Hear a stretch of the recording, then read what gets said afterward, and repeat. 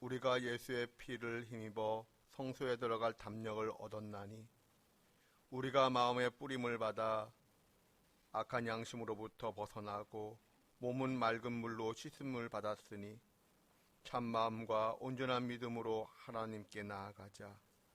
하나님은 영이시니 예배하는 자가 영과 진리로 예배할지니라. 아멘.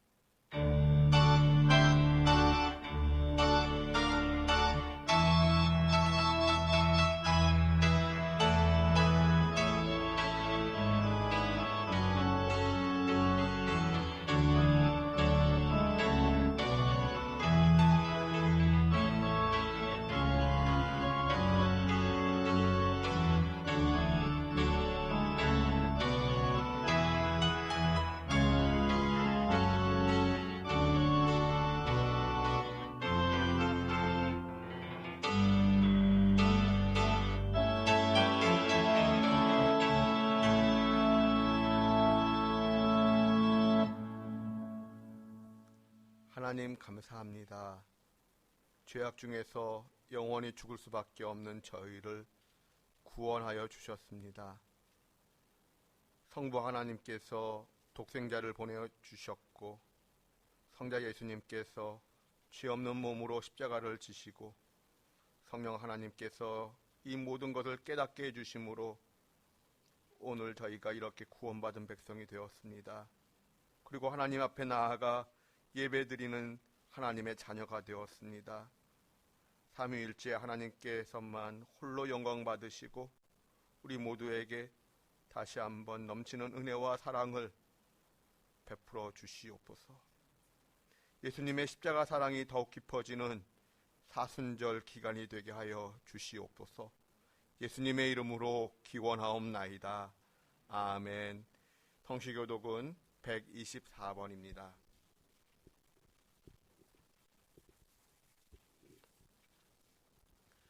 내 하나님이여, 내 하나님이여, 어찌 나를 버리셨나이까?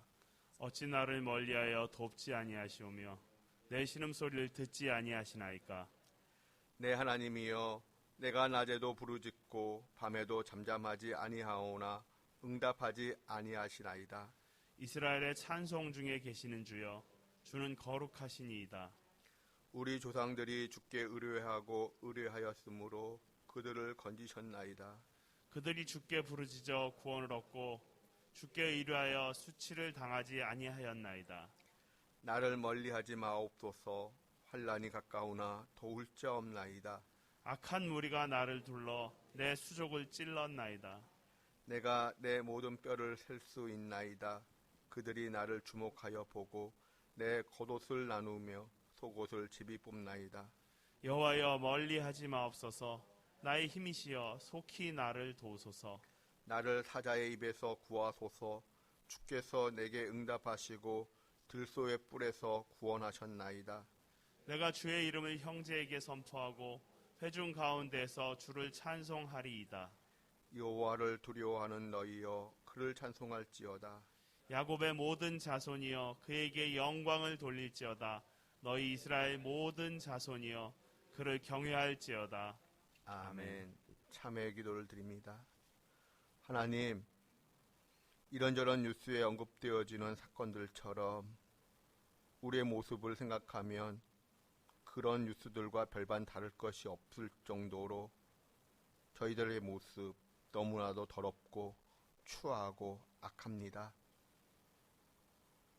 영적으로 무디어지고 영적으로 병든 우리의 어리석음을 불쌍히 여겨 주시옵소서. 우리 마음 깊이 박혀있는 미움과 분노의 쓴뿌리를, 더러움과 거짓의 마음, 저주와 증오의 그 잘못된 마음을 하나님께 고백합니다. 불쌍히 여기시고 용서하여 주시옵소서. 이제는 하나님과 저만이 아는 죄를 고백합니다.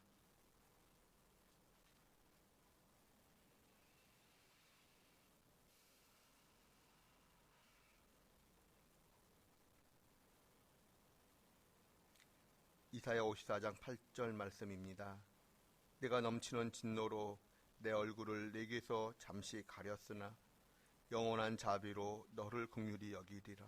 그러므로 주 예수 그리스도 안에 있는 자에게 결코 정죄함이 없느니라. 아멘.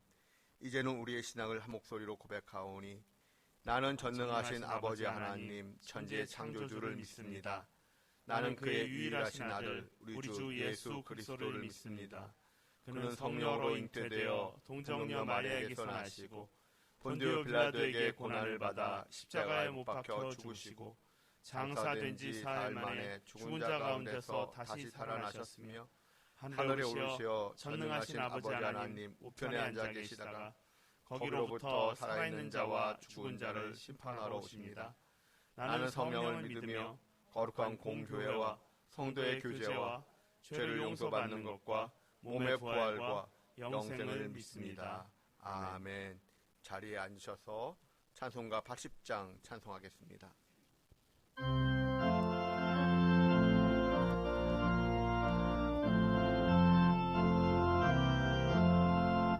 천지에 있는 이름 중 귀하고 높은 이름 주 나시기 전 지으신 구주의 이름 예수 주 앞에 내가 엎드려 그 이름 찬송함은 내 귀에 들린 말씀 중 귀하신 이름 예수 주 십자가에 달릴 때 명태에 쓰인 대로 저 유대인의 왕이요 곧 우리 왕이시라 주 앞에 내가 엎드려 그 이름 찬송함은 내 귀에 들린 말씀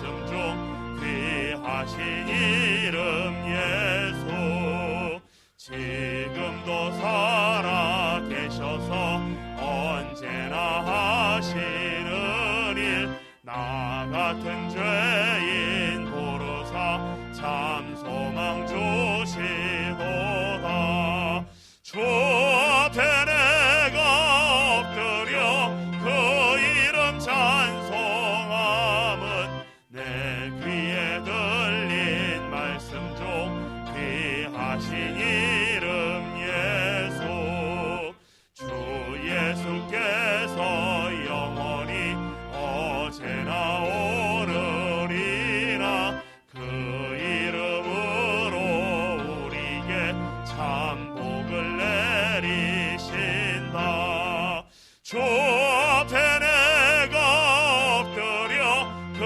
이름 찬송함은 내 귀에 들린 말씀 중 귀하신 이름 예수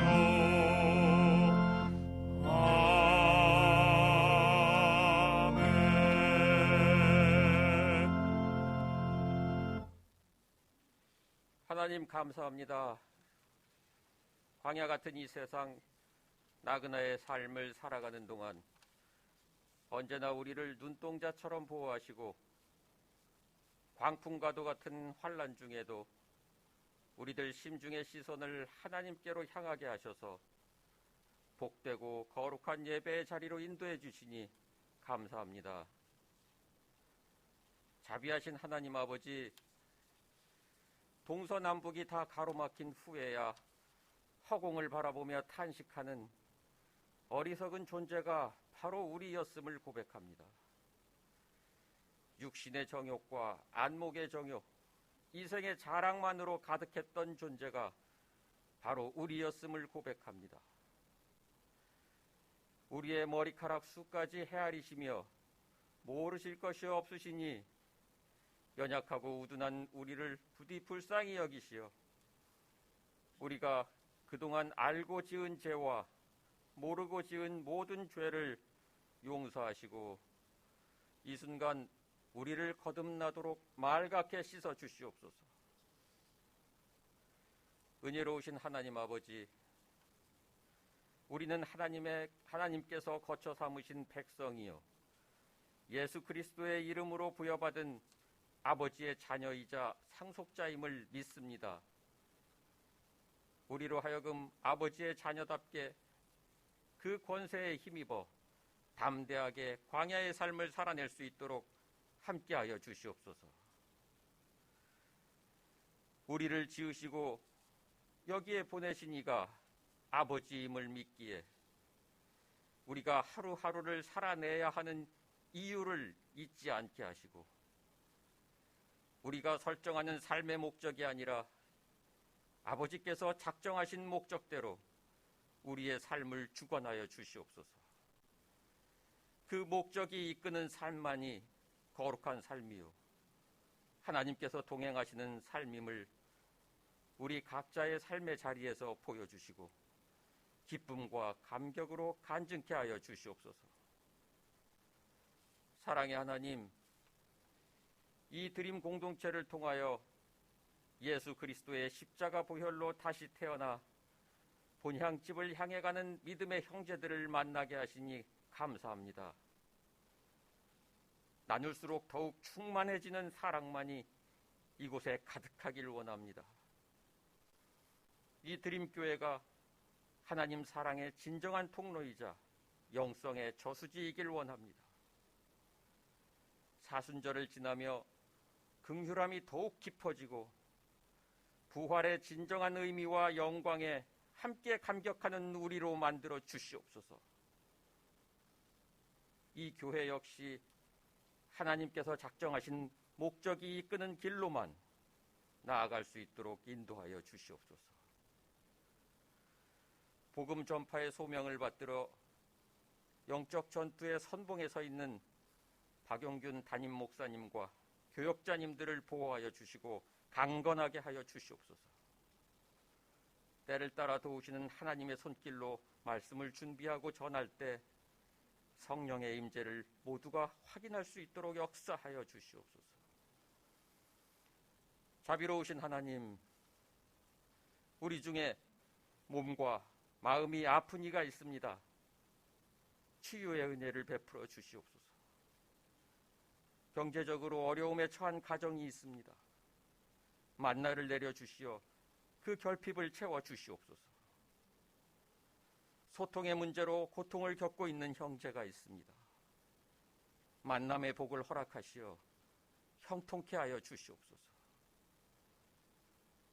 거룩하신 하나님 아버지, 하나님은 선하심에 감사함으로 받으면 버릴 것이 없다 하셨으며 예수 그리스도와 동행하면 그 어디나 하늘나라임을 깨닫게 하셨으니 우리 각자로 하여금 삶의 자리에서 감사할 일이 넘치게 하시고 예수 그리스도와 동행하면 지옥도 천국일 수밖에 없음을 굳게 믿고 또 한 주일 담대하게 살아내게 하여 주시옵소서. 이 모든 간구를 거룩하신 우리 주 예수 그리스도의 이름으로 기도드립니다. 아멘.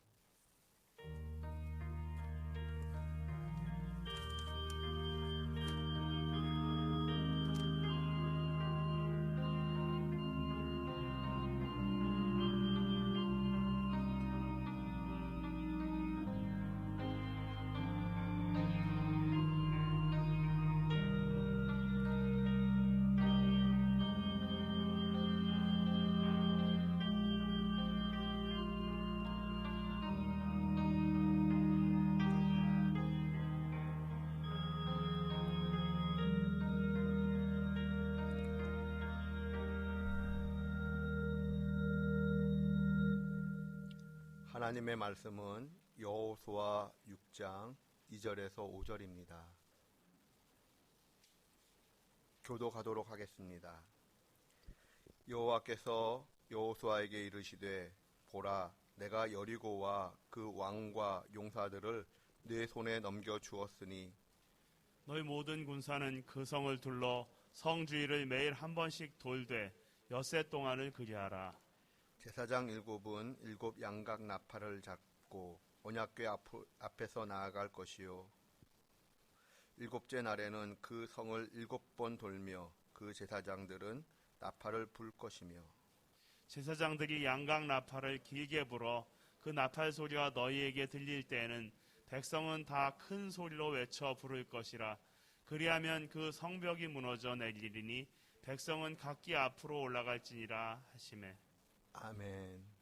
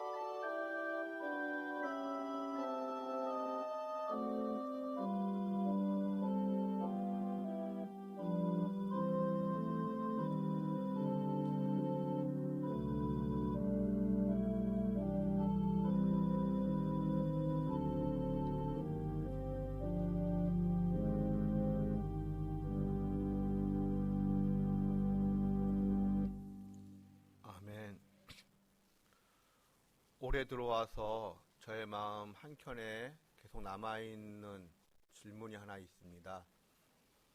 여호수아서를 읽으면서 생겨난 질문이기도 합니다만은, 하나님께서 우리 인간을 구원함에 있어서 우리 인간의 행동, 나의 행동은 어떤 의미를 가지는가, 어떤 가치가 있는 것일까? 그리고 또한 인간을 구원하시기 위하여 하나님께서 하나님의 방법을 제시하실 때 우리는 그 하나님의 방법을 끝까지 신뢰할 수 있는가? 그런 질문을 계속 갖게 되었습니다.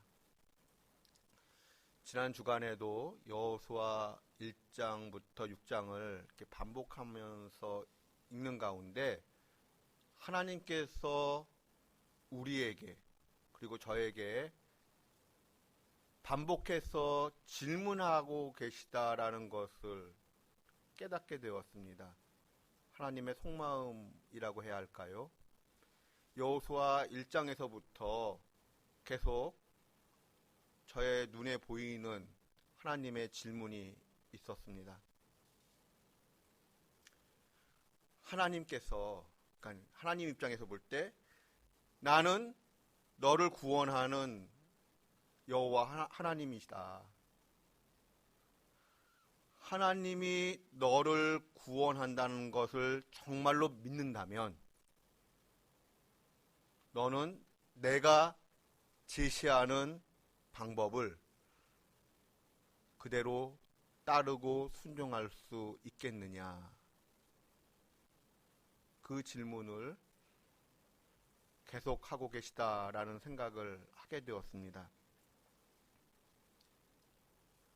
이해를 돕기 위하여 요한복음 1장에 나오는 그 이야기를 먼저 한번 생각해 보고자 합니다. 나사로와 마르다와 마리아 3남매가 있었습니다. 이들은 예수님과 무척 가깝게 지냈었지요. 그런데 어느 날 나사로가 갑자기 죽게 됩니다. 마르다와 마리아는 예수님께서 빨리 조문 와 주시기를 기다렸습니다. 그러나 예수님은 나흘이 지난 후에야 이들을 조문 오셨습니다. 그런데 마르다와 마리아를 만난 예수님은 이런 말씀을 하셨습니다. 나사로가 다시 살아날 것이다. 그리고 마르다 마리아와 함께 나사로 무덤을 방문하셨습니다.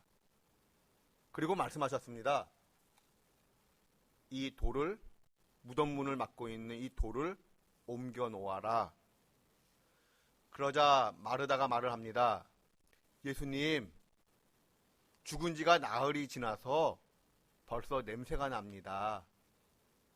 예수님께서 말씀하셨습니다. 나사로는 다시 살아날 것이다. 너희가 그것을 믿는다면, 나를 믿는다면 돌을 옮겨 놓아라. 예수님은 어떤 분이십니까?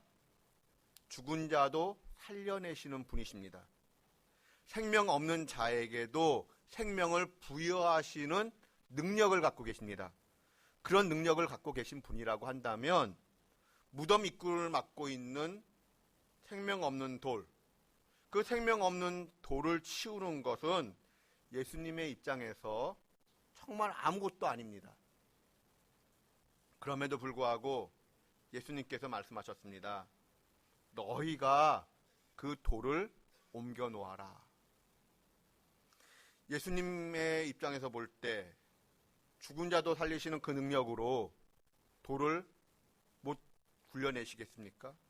그럼에도 불구하고 예수님은 직접 돌을 굴려내시지 아니하시고 마르다와 마리아에게 돌을 굴려낼 것을 요구하셨습니다.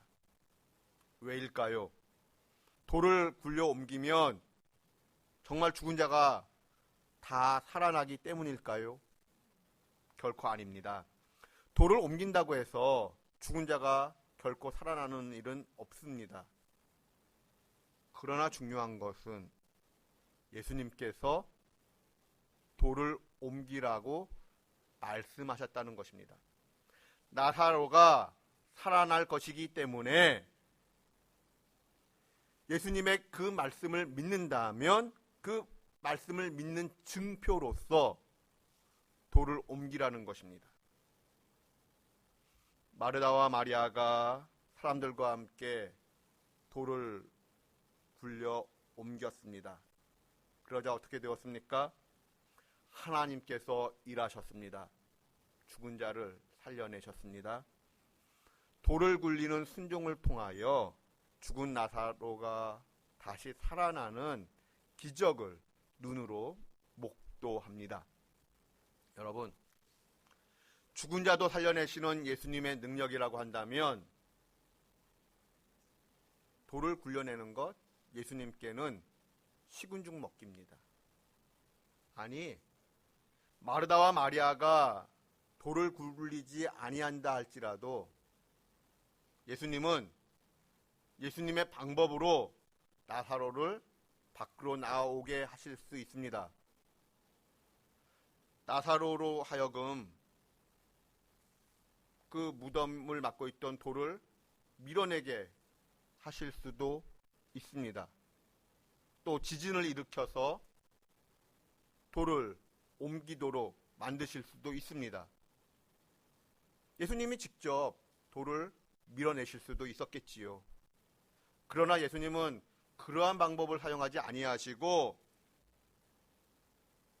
마르다와 마리아에게 돌을 옮겨줄 것을 요구하셨습니다.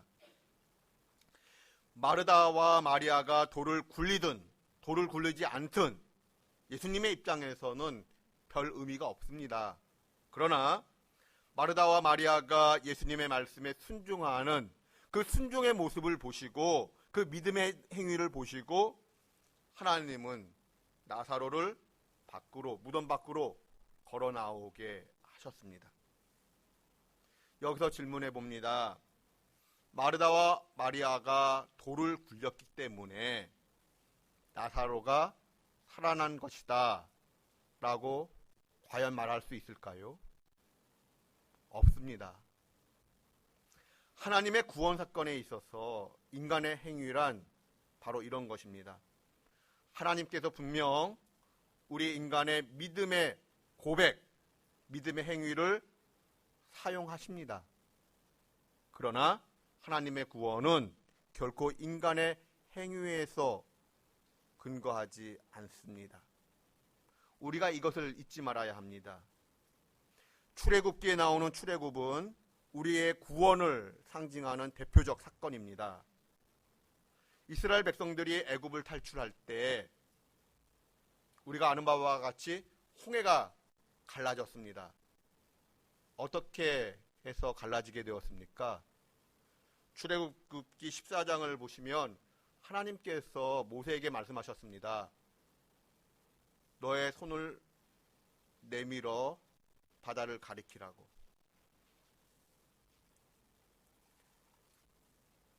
모세가 하나님의 명령에 순종하여 그 지팡이를 든 손을 홍해를 향하여 가리킬 때 밤새도록 동풍이 불어와 홍해가 갈라지게 되었다고 성경은 기록하고 있습니다.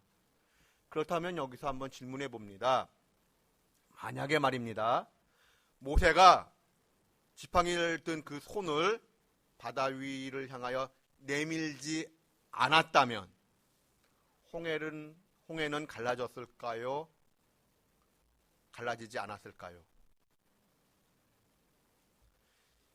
이스라엘 백성들이 애굽을 탈출하는 것은 하나님께서 이미 오래전부터 작정하신 하나님의 결정사항이고 하나님의 뜻이었습니다. 창세기 15장을 보시면 이스라엘 백성들의 출애굽은 하나님께서 이미 아브라함과 약속을 해 놓으셨습니다. 그러므로 애굽왕 바로가 이러쿵저러쿵 관여할 일이 아닙니다. 하나님께서 작정하신 일이기 때문에 바로가 이스라엘 백성을 내보내고 싶지 않다 할지라도 그것은 바로에 의하여 좌지우지될 상황이 아닙니다. 애굽왕 바로가 하나님의 말씀에 순종을 하면 그냥 아무 일 없이 편안하게 이스라엘 백성들은 출애굽하는 것이고, 바로 왕이 반항하면 반항할수록, 하나님을 향하여 반항하면 반항할수록 매를 맞고 이스라엘 백성들은 출애굽하는 것입니다. 이러하던 저러하던 이스라엘 백성들이 출애굽하는 것은 하나님의 결정 사항이므로 변경될 수가 없습니다. 그렇다고 한다면 이스라엘 백성들이 애굽을 완전히 탈출하기 위하여 홍해가 갈라지는 것은 지극히 필연적 사건이라고 말할 수 있습니다. 그러므로 모세가 홍해를 향하여 손을 내밀든 내밀지 아니하든 그것과는 상관이 없이 하나님의 구원 사건인 까닭에 하나님께서 하나님의 방법으로 하나님의 섭리를 따라 결국은 이스라엘 백성들을 출애굽 시켜내실 것입니다. 그럼에도 불구하고 하나님은 모세에게 말씀하셨습니다. 하나님의 구원을 너희들이 정말로 믿는다면 너는 지팡이를 든 그 손을 바다를 향하여 내밀라. 모세가 하나님의 명령에 순종하여 홍해바다를 향하여 손을 내밀자 어떻게 되었습니까? 동풍이 계속 불더니만 홍해를 갈라놓았습니다. 이것이 이스라엘 백성들을 구원하시려는 하나님의 방법이었고 하나님의 뜻이었습니다. 이스라엘 백성들이 홍해를 마른 땅으로 건넌 사건과 동일한 가치를 가지고 있는 것이 요단강을 건넌 사건입니다. 하나님께서 명령하셨습니다. 내가 너희를 구원한다는 것을 너희가 진정으로 믿느냐? 나를 믿는다면 언약궤를 든 제사장들은 요단강물을 밟아라. 요단강을 향하여 나아가라고 명령하셨습니다. 그리고 그 요단강을 밟고 멈추면 요단강이 끊어지고 한 곳에 서게 될 것임을 말씀하셨습니다. 여러분은 하나님의 이러한 명령을 어떻게 생각하시는지요? 현재 요단강은 매우 깊고 넓고 유속이 매우 빠른 상태입니다. 이러한 요단강을 향하여 들어가라는 하나님의 명령은 마치 죽으라는 명령처럼 보일 정도로 좀 무모해 보입니다. 그럼에도 불구하고 하나님의 말씀에 순종할 때 그 큰 두려움에 요단 강물이 마르기 시작했습니다. 하나님께서 우리에게 구원을 베풀어 나가실 때에 홍해를 건넌 사건과 요단강을 건넌 사건은 동일한 가치를 가집니다. 하지만 홍해를 건널 때에는 모세가 손을 내미는 방법을 사용하셨습니다. 반면 요단강을 건널 때는 언약궤를 맨 제사장들이 요단강 물을 밟는 것으로 그 방법을 제시하셨습니다. 하나님께서 구원하시는 방법으로, 우리를 구원하시는 방법으로 이것을 사용하실 수도 있고 저것을 사용하실 수도 있습니다. 어떤 방법을 사용하시는가는 하나님의 절대주권입니다. 절대주권의 영역입니다. 그러므로 하나님께서 우리에게 구원을 베풀어 나가실 때에 우리에게 요구되어지는 것은 무엇입니까? 하나님께서 행하시는 그 구원의 방법을 나는 따를 것인가 아니면 거절할 것인가, 그것을 하나님은 묻고 계십니다. 하나님께서 제시한 방법을 이스라엘 백성들이 순종을 하자 하나님은 요단강에 길을 내셨고 이스라엘 백성들은 요단강을 마른 땅처럼 건너게 되었습니다. 그리하자 이스라엘 백성들 눈앞에는 이제 여리고 성이 보이기 시작합니다. 이스라엘 백성들이 요단강을 건너자 성경에 기록된 바와 같이 가나안 백성들이 두려움에 떱니다. 정신을 놓아버릴 정도로 두려워합니다. 여리고 백성들도 마찬가지였습니다. 시기적으로, 상황적으로 생각하면 이스라엘 백성들이 지금 타죽지세로 밀고 나가면 여리고 성도 쉽게 점령할 수 있는 그런 기세입니다. 그런데 정작 가장 인간적으로 볼 때 가장 최고의 타이밍 그 시간에 하나님은 이스라엘 백성들에게 무엇을 명령하셨습니까? 무기를 들라고 명령하지 아니하시고 할례를 행하라고 명령하셨습니다. 가나안 전쟁은 하나님께 속한 것입니다.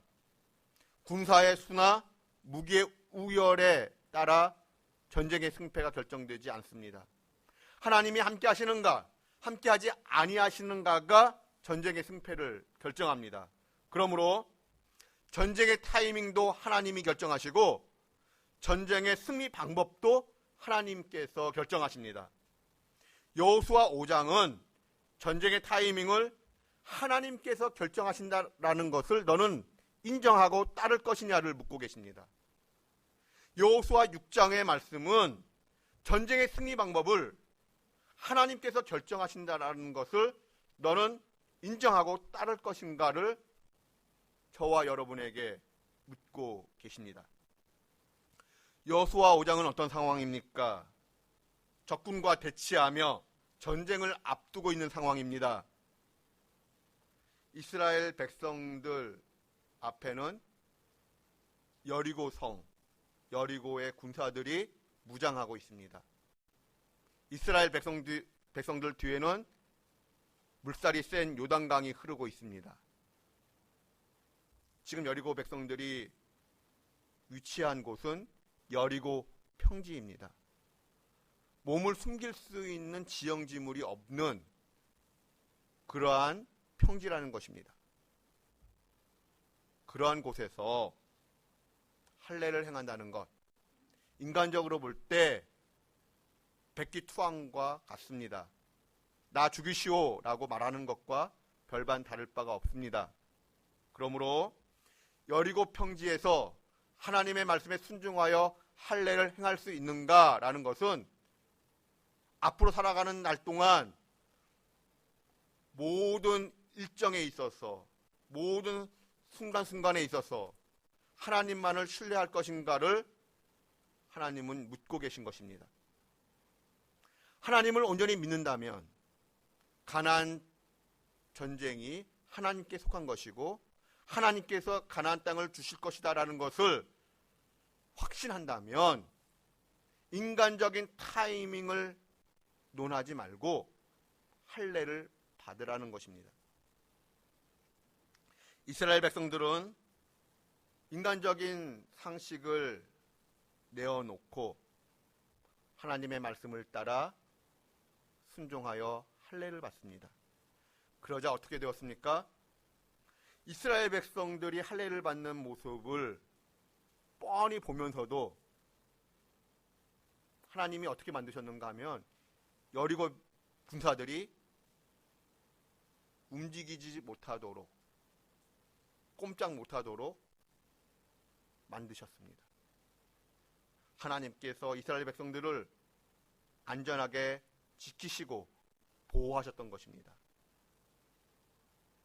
인간적인 상식으로는 말도 되지 않는 상황이었지만 하나님의 말씀에 순종할 때 하나님께서 이스라엘 백성들을 지켜주셨습니다. 전쟁의 타이밍을 하나님께서 결정하신 후 하나님은 이제 전쟁의 승리 방법을 제시하셨습니다. 하나님께서 뭐라고 말씀하셨습니까? 내가 너희에게 여리고를 넘겨주었다. 이것을 믿는다면 이제 내가 제시하는 방법을 따르거라. 하나님께서 제시한 방법은 무엇이었습니까? 매일 6일 동안 여리고성을 한 바퀴씩 도는 것이었습니다. 그리고 7일째에는 여리고성을 7바퀴 도는 것이었습니다. 그리고 외치라. 그리하면 여리고성이 무너질 것이다.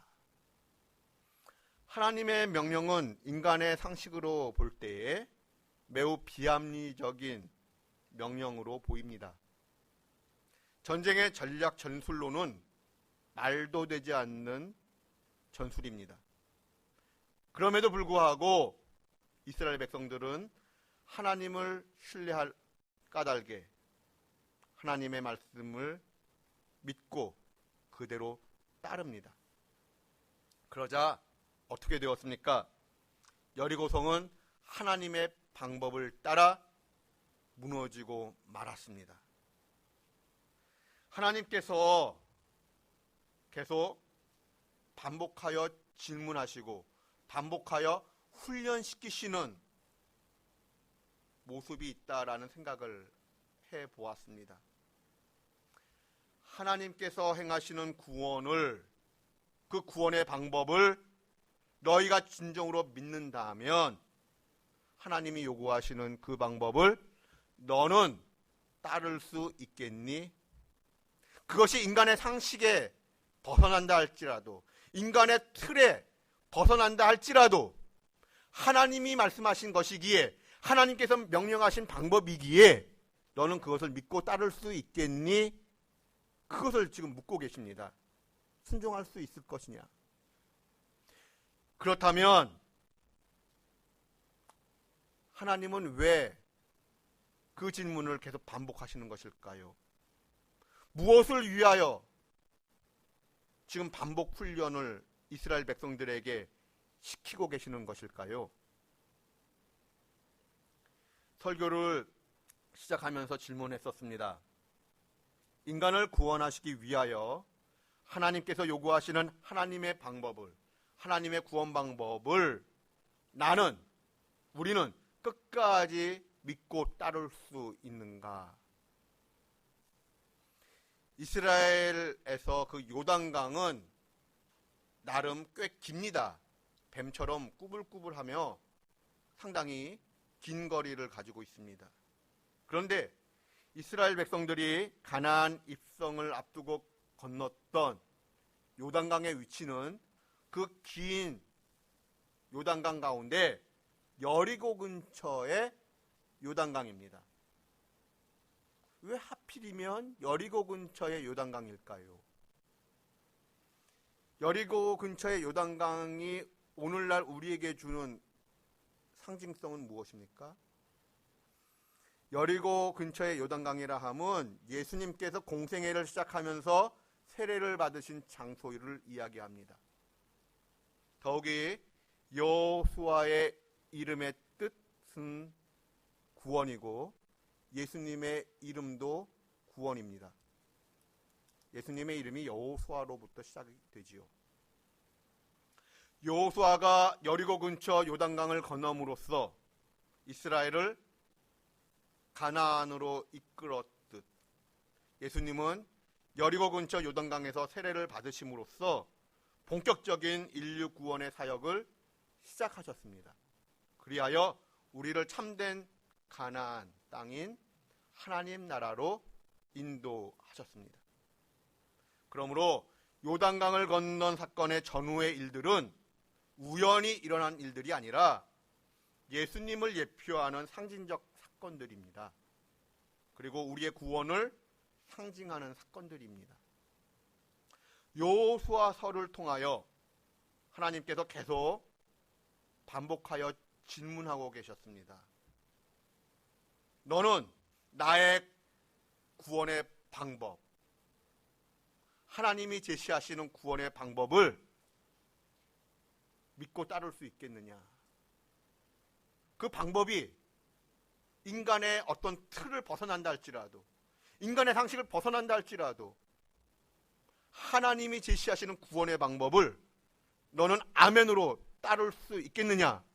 그것을 여호수아 1장에서부터 계속 반복하신다라는 것을 깨닫게 되었습니다. 그렇다면 이제 질문해 봅니다.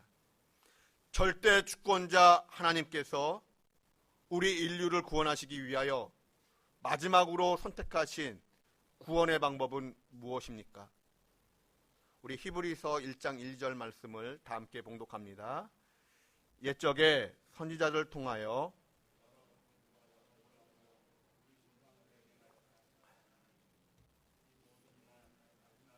아들을 통하여 우리에게 말씀하셨으니 이 아들을 만유의 상속자로 세우시고 또 그로 말미암아 모든 세계를 지으셨느니라. 아멘.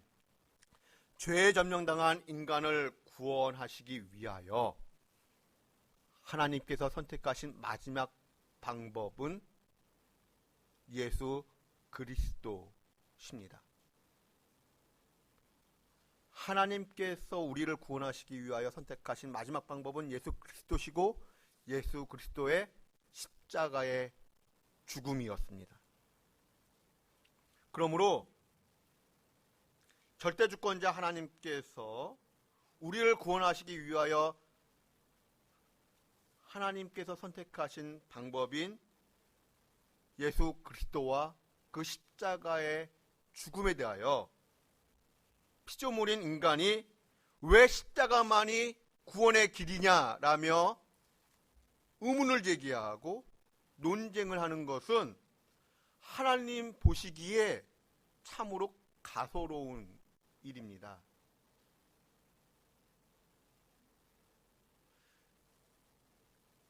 이 십자가의 방법을 믿게 하시기 위하여, 그 십자가를 믿을 때 하나님께서 구원하신다라는 것을 우리에게 보여주시기 위하여 하나님은 여호수아서를 통하여 이스라엘 백성들을 그리고 또한 우리들을 훈련하고 계셨던 것입니다. 또 앞서 언급했던 바와 같이 나사로의 죽음 그리고 그거를 살려내는 것도 부활이 있음을 믿게 하기 위한 하나님의 마음이셨지요. 예수님이 그것을 언급하셨었습니다. 오늘은 사순절 첫 번째 주일입니다. 우리를 구원하시는 하나님의 마지막 방법, 예수 그리스도의 십자가를 더욱 묵상하는 주간입니다. 그러한 기간임에도 불구하고 우리는 아침에 눈을 뜨면 예수님을 생각하는 것이 아니라 코로나 상황을 먼저 점검을 합니다. 코로나 환자가 지금 몇 명 발생했느냐, 어디서 발생했느냐, 우리 지역에 있는 몇 명이 있느냐, 그것에 많은 관심과 예민함을 가지고 있습니다. 어느덧 예수님을 잃어버리고 있습니다. 코로나에 예수님을 빼앗겨버리고 있습니다. 생명의 삶 큐티 본문이 마태복음입니다. 생명의 삶 큐티 본문으로 하루를 시작하고 가꾸는 것만으로도 하루를 시작하는 좋은 출발이다라는 생각을 해봅니다. 그리고 좀 더 바라기는 수요일날 사순절을 시작하면서 광고를 하기도 했습니다만은 당일 큐티 본문을 좀 필사하는, 그런 필사하면서 묵상을 하면 얼마나 좋을까를 생각해 봅니다. 그 분량이 혹 많다라고 여겨진다면 그 핵심 구절 일부라도 필사하며 묵상하는 훈련을 이번 사순절 기간에 우리가 해보았으면 참 좋겠습니다. 아무쪼록 하나님의 구원 방법인 십자가를 끝까지 믿고 붙잡는 저와 여러분 되시기를 주님의 이름으로 축원드립니다. 기도하겠습니다. 하나님, 사순절이 시작되었습니다. 오직 예수님만을 생각하고 묵상하고 끝까지 붙잡는 저희들 되게 하여 주시옵소서. 예수님의 이름으로 기도드립니다. 아멘. 찬송가 269장 찬송하겠습니다.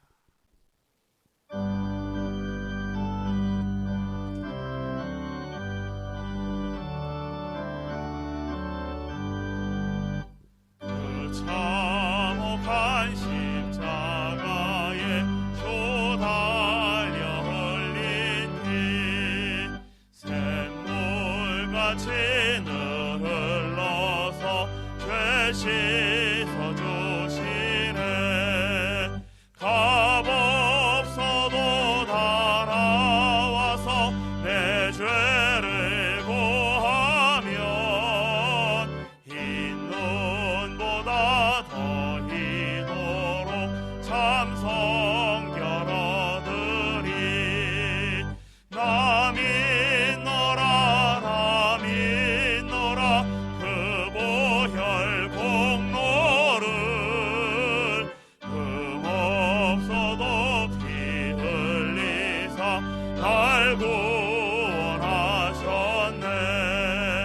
저 흉악한 한광도는 제 죄를 깨달아 죄 없으신 주 예수를 구주로 믿었네. 내 지은 죄 흉악하나 주 예수 믿으면 용서받은 강도같이 곧 구원받으리. 나 믿노라 그 보혈 공로를 흠없어도 피 흘리사 날 구원하셨네. 온 백성의 죄 사하신 하나님 어린 양 그 십자가 지심으로 온 인류 구했네. 저 영원한 새 나라에 다 같이 모여서 금고문고 한 곡조로 새 노래 부르리. 나 믿노라 그 보혈 공로를 흠없어도 피 흘리사 날 구원하셨네. 봉헌의 시간 갖겠습니다.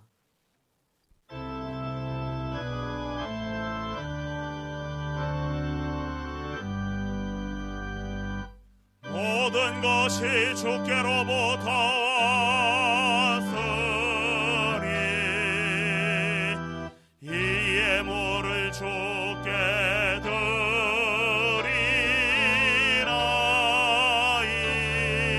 드리나이다.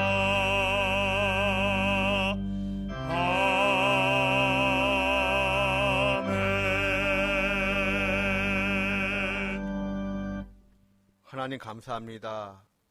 우리로 하여금 드림이 있는 인생이 되게 해주셔서 고맙습니다. 내가 가지고 있는 이 모든 것이 주님께로부터 온 것임을 인정하여 이 예물을 드리오니 주님 받아주시옵소서. 이 예물이 쓰이는 곳에 아버지의 영광이 드러나기를 원합니다. 하나님, 우리 드림에 속한 권속들 가운데 또 가족들 가운데 몸과 마음이 연약한 분들이 많이 계십니다. 하나님, 긍휼히 여겨주시옵소서. 불쌍히 여겨주시옵소서. 어려운 일 난처한이 생기지 아니하도록 하나님께서 보살펴 주시기를 구하옵나이다.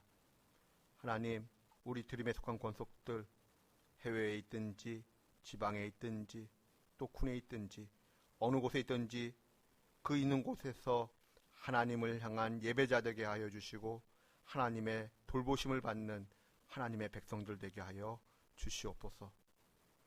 아직 진학과 진로를 위하여 기다리고 또 기대하고 새롭게 준비하는 학생들이 있고 또 청년들이 있습니다. 하나님, 저들의 앞길 위에 하나님께서 길이 되어 주시고 빛이 되어 주시옵소서. 주님을 의지하며 예수님의 이름으로 봉헌 기도드리옵나이다. 아멘. 자리에 앉아 주시기 바랍니다. 오늘은 사순절 첫 번째 주일입니다. 예수님의 삶을 더 깊이 묵상하는 사순절 기간 될 수 있었으면 좋겠습니다. 예배 후에 이곳에서 재직회를 갖습니다. 축도 후에 자리에 남아주시기를 부탁드립니다. 나머지 광고는 주보를 참고해 주십시오. 찬송가 432장 찬송하겠습니다.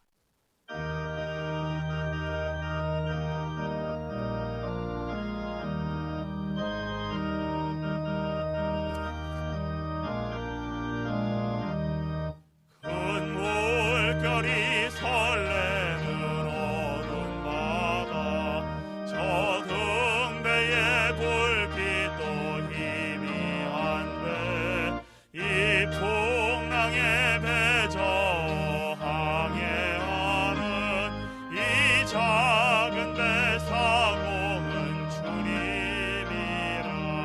나 두려움없네 두려움없도다.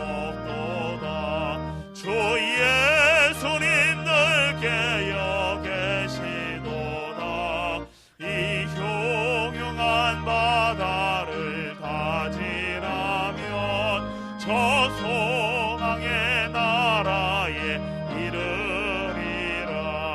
큰 풍랑이 배를 위협하며 저 깊은 물이 벌려 달려드나 이 바다에 노저항해하는 이 작은 배 사공은 주님이라. 나 두려움없네 두려움없도다. 주 예수님 늘 깨어 계시도다. 이 흉흉한 바다를 가지나면 저 소망의 나라에 이르리라. 큰 소리로 물결을 명하시며 이 바다는 고요히 잠자리라. 저 동력이 환하게 밝아올 때 나 주 함께 이 바다 건너가리. 나 두려움없네 두려움없도다. 주 예수님 늘 깨어 계시도다. 이 흉흉한 바다를 다 지나면 저 소망의 나라에 이르리라. 우리 주 예수 그리스도의 은혜와 하나님의 크신 사랑과 성령의 교제하심이 사순절을 맞이하며 오직 예수님만을, 예수님의 그 구원의 방법만을, 하나님의 구원의 방법만을 끝까지 믿고 따르고 순종할 것을 다짐하는 드림의 권속들 한 분 한 분의 삶과 가정과 일터 위에, 우리 조국 대한민국의 미래와 번영 위에, 특별히 저 풍력의 지하교회 성도들과 세계 열방에서 복음을 증거하시는 우리 선교사님들의 사역 위에 지금부터 영원까지 늘 함께 하시기를 간절히 축원하옵나이다. 아멘.